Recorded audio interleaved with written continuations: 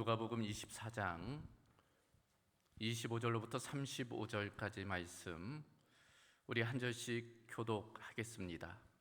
이르시되 미련하고 선지자들이 말한 모든 것을 마음에 더디 믿는 자들이여, 그리스도가 이런 고난을 받고 자기의 영광에 들어가야 할 것이 아니냐 하시고, 이에 모세와 모든 선지자의 글로 시작하여 모든 성경에 쓴 바 자기에 관한 것을 자세히 설명하시니라. 그들이 가는 마을에 가까이 가매 예수는 더 가려 하는 것 같이 하시니, 그들이 강권하여 이르되 우리와 함께 유하사이다. 때가 저물어 가고 날이 이미 기울었나이다 하니, 이에 그들과 함께 유하로 들어가시니라. 그들과 함께 음식 잡수실 때에 떡을 가지사 축사하시고 떼어 그들에게 주시니, 그들의 눈이 밝아져 그인 줄 알아보더니 예수는 그들에게 보이지 아니하시는지라. 그들이 서로 말하되 길에서 우리에게 말씀하시고 우리에게 성경을 풀어주실 때에 우리 속에서 마음이 뜨겁지 아니하더냐 하고, 곧 그때로 일어나 예루살렘에 돌아가 보니 11 제자 및 그들과 함께 한 자들이 모여 있어 말하기를 주께서 과연 살아나시고 시몬에게 보이셨다 하는지라. 함께 있습니다. 두 사람도 길에서 된 일과 예수께서 떡을 떼심으로 자기들에게 알려지신 것을 말하더라. 아멘. 사자성어 중에 백절불굴이라는 사자성어가 있습니다. 다 아는 대로 여러 번 꺾여도 결코 굴복하지 않는다는 그런 의미가 있습니다. 또한 7전8기라는 사자성어도 있어요. 7번 넘어져도 8번 일어난다는 그런 의미입니다. 이 7전8기 고사성어가 나온 유래가 이렇다고 그래요. 옛날에 어떤 장군이 있었는데 전쟁 중에 패전하게 된 거예요. 그래서 적군을 피해서 도망치다가 한 동굴에 들어가게 되었다는 것입니다. 아주 작은 동굴이었는데 거기에 몸을 은신하는 거예요. 그런데 그 동굴 입구에 거미가 거미줄을 치고 있었다는 거예요. 심심하기도 하고 그래서 이제 그 거미줄을 해쳐버렸다는 것입니다. 그런데 다시금 이 거미가 거미줄을 치더라는 거예요. 그래서 또 해쳐버렸다는 거예요. 그랬더니 또 치더라는 것입니다. 그러기를 7번 하더라는 거예요. 그래서 또 해치려다가 보니까 갑자기 수색병들, 적군들이 그 동굴로 이제 찾아 들어오게 되었다는 거예요. 그런데 그 중에서 노련한 그 수색병사가 그 입구에 거미줄이 치어진 것을 보고서는 여기에는 사람이 없겠다 하고 돌아서더라는 거예요. 결국 그 안에 있었던 사람이 무사하게 살 수 있었다는 것입니다. 그것을 통해서 교훈을 얻게 되었다는 거예요. 포기하지 않는 그 불굴의 정신을 깨닫게 되었다는 것입니다. 결국 재기에서 나라의 큰 공을 세우게 되었다. 바로 거기로부터 7전8기라는 고사성어가 유래되었다는 것입니다. 그래요, 인생을 살다 보면 늘 성공하는 것도 아니에요. 승리하는 것도 아닙니다. 형통한 것도 아니에요. 때론 실패하고 실망하기도 하고 또 어려움에 처할 때가 있어요. 쓰러지고 넘어질 때가 있는 것입니다. 경제적인 문제, 인간관계의 문제, 건강의 문제, 자녀의 문제, 어려움을 겪는 그런 일들이 있습니다. 신앙생활도 마찬가지입니다. 늘 평탄하지만은 않아요. 늘 신앙이 성장하는 것도 아닙니다. 기복이 있어요. 굴곡이 있기 마련입니다. 그럴 때 어떻게 해야 될까? 그저 절망하고 포기해야 할까? 오늘 말씀은 엠마오로 가던 두 사람에 대한 이야기입니다. 이들은 예수님을 따르던 제자들이었습니다. 그런데 예수님이 십자가에 달려 죽으시게 되자 이제 절망 가운데 엠마오로 내려가게 된 거예요. 그런데 엠마오로 내려가던 중에 한 사람의 방문을 받게 되죠. 나중에 깨닫게 되지만 그가 바로 부활하신 예수님이었습니다. 이들은 바로 그 예수님과의 만남을 통해서 회복하게 돼요. 그리고 방향을 선회해서 예루살렘으로 돌아오게 됩니다.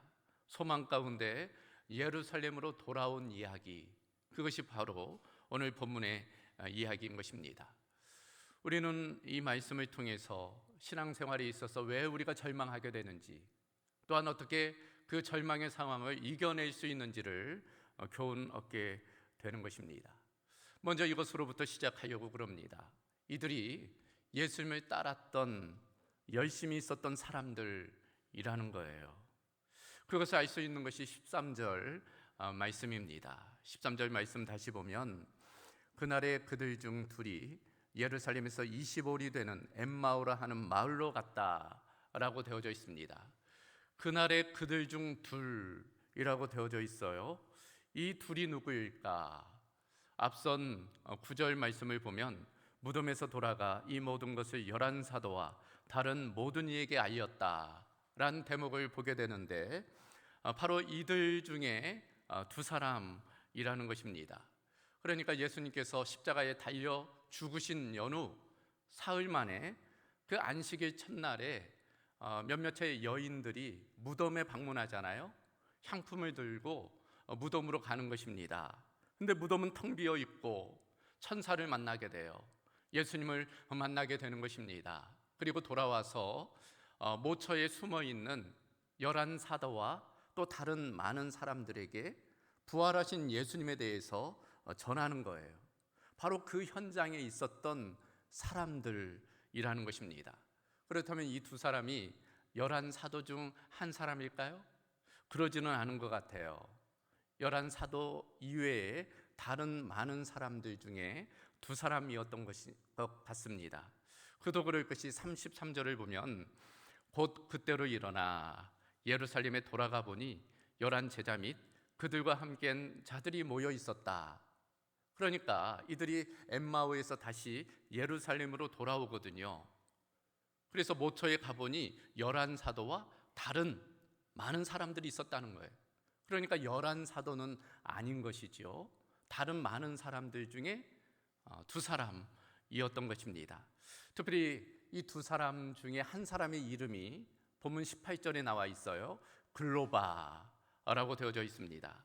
이 글로바가 누구인가 하면은 요한복음 19장 25절을 보면 예수께서 십자가를 달려 죽으실 때 그 십자가 곁을 지켰던 여인 중에 글로바의 아내가 있었어요. 그러니까 바로 그 글로바를 의미하는 것입니다. 종합해 보면 많은 성경학자들은 이 엠마오로 내려가던 두 사람이 글로바와 그의 아내였을 것이다 라고 보는 것입니다. 이처럼 이들은 예수님을 따르던 사람들이었어요. 제자들이었던 것입니다. 그래요, 우리가 잘못하면 예수님의 제자는 12명뿐이다 라고 생각할 수 있어요. 그러나 복음서를 보면 전혀 그렇지가 않아요. 그 12명 중에도 핵심 제자들이 있었잖아요. 베드로와 야고보와 요한입니다. 특별한 순간, 특별한 장소에 예수님이 그 세 사람을 데리고 간 것 알 수 있습니다. 그런가 하면 12명의 제자가 있었어요. 그런가 하면 누가복음 10장 1절을 보면 70명의 전도단도 나와 있습니다. 한편 사도행전 1장 15절을 보면 예수님께서 이제 승천하시죠. 그때 120명의 문도들이 있었다는 것을 보여줘요. 그들이 바로 오순절 성령 강림 때 성령 충만함을 경험했던 그런 사람들인 것입니다. 더불어서 고린도전서 15장 6절을 보면은 예수께서 부활하셔서 500여 명의 형제에게 일시에 보이셨다, 그런 대목이 나와요. 그러니까 예수님의 제자군은 12명뿐만이 아니라 더 많은 이름이 거론되지 않은 사람들이 있었다는 거예요. 그들 중에는 여인들도 많이 있었던 것입니다. 본문 속 엠마오 도상의 두 사람도 12명의 제자는 아니었지만 예수님을 따랐던 그와 같은 제자들이었던 것이 분명합니다. 어떤 계기로 예수님을 따랐는지가 나와 있지는 않아요. 그러나 분명한 것은 불과 얼마 전까지만 해도, 예수님께서 십자가에 달려 죽으시기 전까지만 해도 열정적으로 주님을 따랐던 주님을 섬겼던 그런 사람들이었다는 것입니다. 그래, 우리도 그런 때가 있지 않았습니까? 예수님을 처음 만났을 때, 성령 충만함을 경험했을 때, 구원의 기쁨과 감격으로 우리가 열심 있었던 때가 있어요. 모든 것이 은혜이고 감사이고 기쁨이고, 그래서 예배하는 것이 즐겁고 기도하는 것이 너무나 행복하고 교회에서 봉사하는 것이 너무나 즐거운 그런 때가 있었어요. 월요일에는 원래 교회 가는 날이고, 화요일에는 화가 나서 그 화나는 거 풀려고 교회 나오고, 수요일에는 술술술 일이 잘 풀려서 감사함으로 교회 나오고, 목요일에는 목 빠지고 기다렸다가 교회 나오고, 금요일에는 금방 또 교회 나오고, 그러니까 교회에 나오는 것이 너무나 행복하고 즐거운 이제 그런 때가 한 번쯤 신앙생활 가운데 찾아오는 것입니다. 아마도 이 두 사람도 그렇게 열심히 주님을 따랐던 사람들이라 할 수 있습니다. 그런데 오늘 본문을 보면 이 두 사람이 지금 절망과 시리에 빠져 있는 거예요. 그것을 알 수 있는 것이 17절 말씀입니다. 그들이 슬픈 빛을 띄었다라고 되어져 있어요. 슬픈 빛을 띄었다는 것입니다. 마음에 슬픔과 애통, 절망과 낙심이 있었음을 보여줘요. 왜 그랬을까? 왜 이들이 이와 같이 시리에 빠진 것일까? 그 이유는 분명하지요. 예수님께서 십자가에 달려 죽으셨기 때문입니다. 자신들이 믿고 따랐던 인물이잖아요. 그러니까 정치적인 메시아로서 그 로마로부터 이스라엘을 구원할, 독립시킬 그런 인물로 생각했거든요. 그런데 그 지도자가 잡혀 죽었으니 소망이 무너진 거예요. 결국 절망과 시리에 빠지게 된 것입니다. 꿈이 산산조각 난 것과 같았을 거예요. 희망이 사라진 것 같았을 것입니다. 그래서 지금 자포자기하는 마음으로 엠마오로 내려가던 중이었습니다. 우리도 그럴 때가 있잖아요. 살다 보면 내 뜻대로 일이 되지 않은 때가 있어요. 사업이나 자녀나 어떤 건강의 문제가 여의치 않는 때가 있습니다. 신앙적으로도 그래요. 기도가 응답되지 않는 것처럼 보이고 주님이 함께 하시지 않는 것처럼 느껴지는 그런 때가 있는 것입니다. 바로 오늘 본문 속 엠마오로 내려가던 두 제자와 같은 그런 때가 우리에게 찾아오는 것입니다. 그런데 바로 그 절망에 빠져있던 그들 가운데 오늘 주님께서 찾아오셨다는 거예요. 이들이 주님께 나아간 것이 아니라 주님께서 먼저 이들을 찾아오셨다는 것입니다. 부활하신 주님께서 찾아오시고 동행하세요. 하지만 문제는 무엇일까요? 그들이 찾아오신 주님을 알아보지 못했다는 거예요. 어찌된 영문인지 그 주님을 알아보지 못하는 것입니다. 그 이유가 16절에 이렇게 되어져 있어요. 그들의 눈이 가려져서 그인 줄 알아보지 못하였다. 눈이 가려졌다는 거예요. 여기서 말하는 눈이 그저 육신의 눈을 의미하지는 않겠지요. 영적인 눈, 영안이 닫혀 있는 것입니다. 그러니 주님이 함께 하심에도 그것을 알아보지 못하는 거예요. 이 눈이 가리워졌다는 것 상징성이지요. 도대체 무엇으로 눈이 가리워졌을까? 몇 가지 생각해 볼 것은 무엇보다도 절망으로 눈이 가리워진 거예요. 이미 말씀드린 것처럼 따랐던 지도자가 죽었으니 절망에 빠진 거예요. 시리에 빠진 것입니다. 그러니 아무것도 보이지 않는 거예요. 이 절망이 그런 속성이 있지 않습니까? 그래서 키에르케고르가 이 절망이 죽음에 이르는 병이라고 이야기한 바가 있습니다. 누구나 절망에 빠지면, 소망을 잃으면 그러면 아무것도 보이지 않는 거예요. 온통 흑암뿐인 것입니다. 그러니 예수님이 곁에 계심에도 알아보지를 못하는 거예요. 또 이들이 무엇으로 눈이 가려졌을까? 의심이지요. 의심으로 눈이 가려진 것입니다. 도무지 예수님이 자신들과 함께 하리라고는 생각할 수 없는 거예요. 분명히 예수님은 죽었잖아요. 십자가에 달려 죽으셨잖아요. 그러니 그 예수님이 어찌 다시 살아나셔서 자기들과 함께 하겠는가? 이제 그런 의심과 불신이 있었던 것입니다. 그러나 분명 예수님은 이미 말씀하셨죠. 3차에 걸친 순환고지를 통해서 내가 예루살렘에 올라가 죽게 되지만 사흘 만에 부활하리라. 예수님 말씀하셨어요. 그럼에도 그 말씀을 믿지 못한 것입니다. 더군다나 얼마 전에는 몇몇의 여인들이 부활하신 예수님을 목도하고 그것에 대해서 증거했잖아요. 다른 제자들도 마찬가지였습니다. 그럼에도 믿지를 못하는 거예요. 의심하는 것입니다.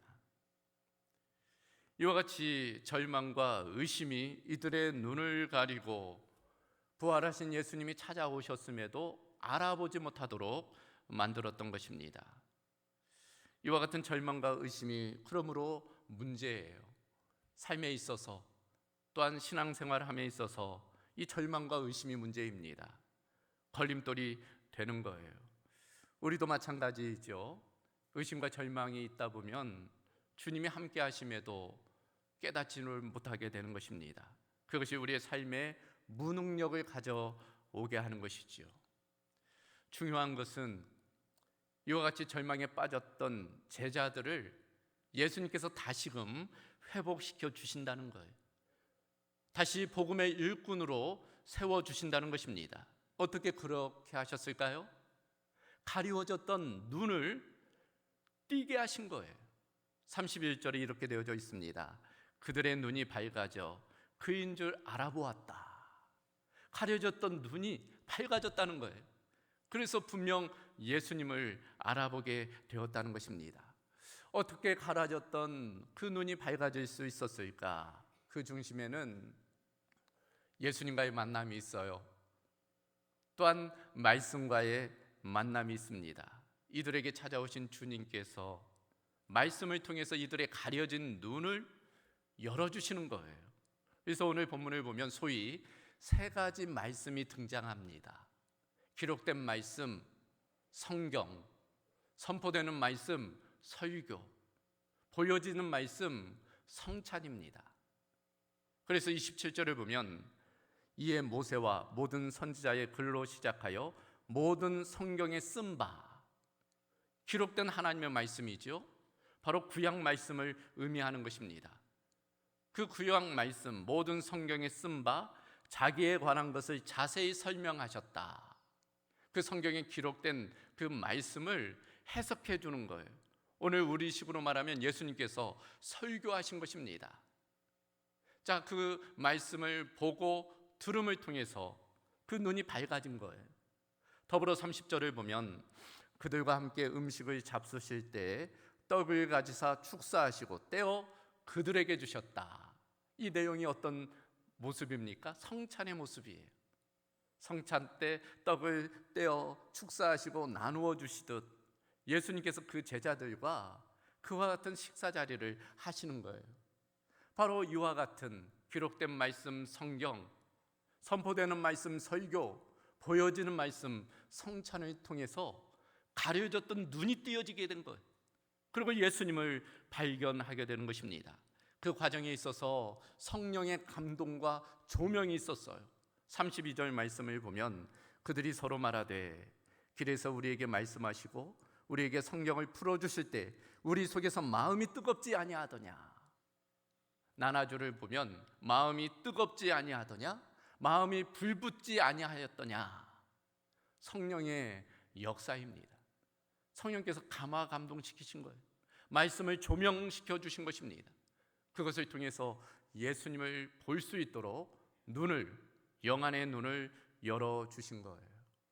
이처럼 예수님께서는 기록된 말씀, 선포되는 말씀, 보여지는 말씀을 통해서 그들의 닫혀진 눈을 열어 주님을 볼 수 있도록, 만날 수 있도록 해주신 것입니다.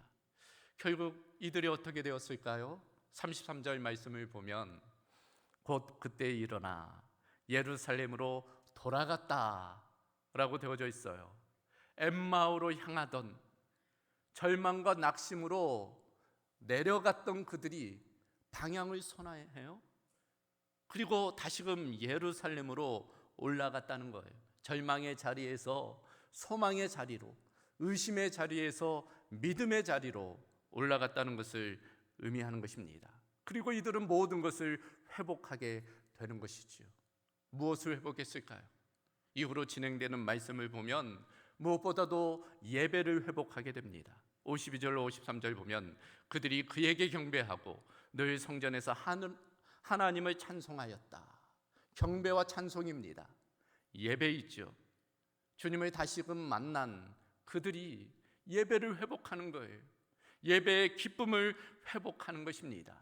영적으로 침체되어 예배를 소홀히 했던 그들이 다시금 주님을 찬양하고 예배하는 예배의 감격을 회복하게 되는 것입니다. 더불어 이들은 기쁨을 회복하게 돼요. 52절을 보면 그들이 그에게 경배하고 큰 기쁨으로 예루살렘에 돌아갔다. 큰 기쁨, 세상이 주지 못하는 그 기쁨을 의미합니다. 얼마 전까지만 해도 슬픔과 실망, 절망에 빠져있던 그들이 다시금 기쁨을 회복한 거예요. 왜냐하면 주님을 회복했기 때문이, 부활하신 주님을 다시금 만났기 때문입니다. 그러므로 주님 안에 있는 기쁨, 그 평안을 다시금 회복하게 된 것입니다. 더불어 이들은 사명을 회복하게 되지요. 낙심과 절망으로 엠마오로 내려갔던, 그저 세상으로 돌아갔던 그들이 예루살렘으로 올라오게 돼요. 예루살렘으로 돌아와 그들은 복음을 증거하는 증인된 삶을 살아가게 됩니다. 예수님의 부활의 소식을 전하는 증인된 삶을 살아가는 거예요. 주님 말씀대로 땅끝까지 주의 복음을 증거하는 그런 주님의 제자들로 거듭나게 되는 것입니다. 마지막 이들이 회복한 것은 교제이죠. 교제를 회복하게 돼요. 그래요. 33절로 35절을 보면 그들이 곧 그때로 일어나 예루살렘에 돌아가 보니 11 제자 및 그들과 함께한 자들이 모여 있어 말하기를 주께서 과연 살아나시고 시몬에게 보이셨다 하는지라. 두 사람도 길에서 된 일과 예수께서 떡을 떼심으로 자기들에게 알려지신 것을 말하더라. 뿔뿔이 흩어졌던 제자들이 다시금 모이는 거예요. 한 자리에 모이는 것입니다. 그곳에서 함께 예배하고 사명을 다시금 재고하고 교제하고 그러는 거예요. 은혜를 나누는 것입니다. 공동체의 회복을 의미하는 거예요. 이처럼 엠마오로 가던 두 제자는 예수님과의 만남, 그 말씀과의 만남을 통해서 예배를 회복하고 기쁨을 회복하고 사명을 회복하고 다시금 교제를 행복하게 된 것입니다. 우리도 이런 회복이 필요합니다. 우리를 둘러싸고 있는 여러 가지 절망적 상황이 있고 또 낙심의 환경이 있지만 우리는 그 모든 것들을 이겨내고 다시금 믿음으로 소망으로 나아가야 되는 것입니다. 부활절 지나 우리가 첫 번째 주일을 맞이했는데 부활의 기쁨과 소망과 능력이 부활주일 한 번으로 끝나는 것이 아니라 우리의 일상이 그런 기쁨과 또 소망과 능력으로 살아가는 것이 되어야 할 것입니다.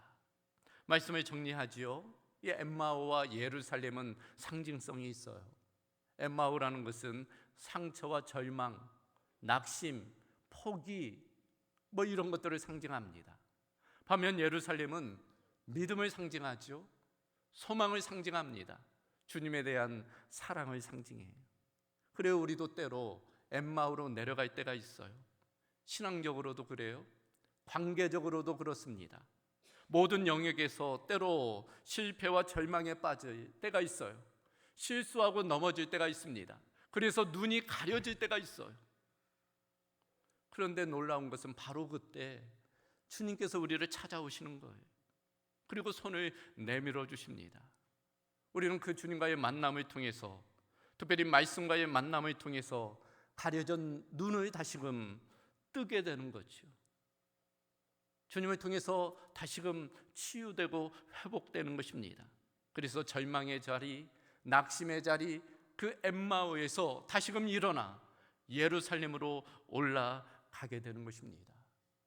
우리가 그런 만남이 필요한 줄로 믿습니다.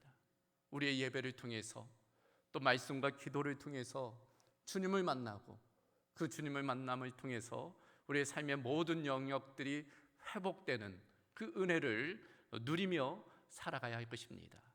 그런 소망으로 나아갈 때 우리가 주님을 만나는 기쁨을 누릴 수 있게 될 것입니다. 그런 은혜가 우리 모두 가운데 있기를 주님의 이름으로 소망합니다.